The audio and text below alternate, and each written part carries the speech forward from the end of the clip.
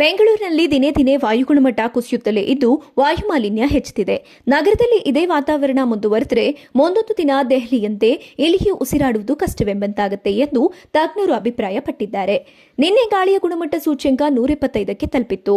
ಇಂದು ಗಾಳಿಯ ಗುಣಮಟ್ಟ ಸುಮಾರು 186ರಿಂದ 206ರವರೆಗೂ ಏರಿಕೆ ಕಂಡಿದ್ದು ಉಸಿರಾಟಕ್ಕೆ ತೀವ್ರ ಬಿಕ್ಕಟ್ಟು ಎದುರಾಗಲಿದೆ. ವಿಶ್ವ ಆರೋಗ್ಯ ಸಂಸ್ಥೆ ಹೇಳುವ ಪ್ರಕಾರ 5ಕ್ಕಿಂತ ಹೆಚ್ಚಿನ PM 2.5 ಜನರಲ್ಲಿ ಉಸಿರಾಟದ ಸಮಸ್ಯೆ ತಂದೊಡ್ಡಬಹುದು. ಆದರೆ ಭಾರತೀಯ ಸುರಕ್ಷಾ ಮಿತಿಗಳ ಪ್ರಕಾರ 40ಕ್ಕಿಂತ ಕಡಿಮೆ PM 2.5 ಇದ್ರೂ ಸ್ವೀಕಾರಾರ್ಹವಾಗಿದೆ. PM 10 ಪ್ರಮಾಣವು 50 ಮೈಕ್ರೋಗ್ರಾಂವರೆಗೂ ಇರಬಹುದು. ಈಗಾಗಲೇ ಇಂದು ಬೆಂಗಳೂರಿನ ಗಾಳಿಯ ಗುಣಮಟ್ಟ 200 ದಾಟಿರುವುದರಿಂದ ಉಸಿರಾಟದ ತೊಂದರೆ ಇರುವವರು ಜಾಗರೂಕರಾಗಿರಬೇಕಿದೆ.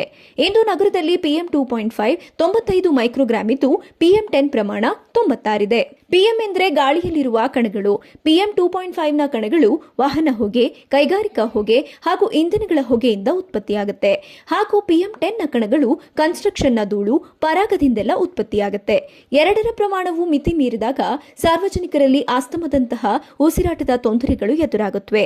ಕೇವಲ PM ಮಾತ್ರವಲ್ಲದೆ ಕಾರ್ಬನ್ ಮೊನಾಕ್ಸೈಡ್, ಓಝೋನ್, ನೈಟ್ರೋಜನ್ ಡೈಆಕ್ಸೈಡ್ಗಳ ಹೆಚ್ಚಳವು ಗಾಳಿಯನ್ನ ಉಸಿರಾಡಲು ಅನರ್ಹವನ್ನಾಗಿಸುತ್ತವೆ.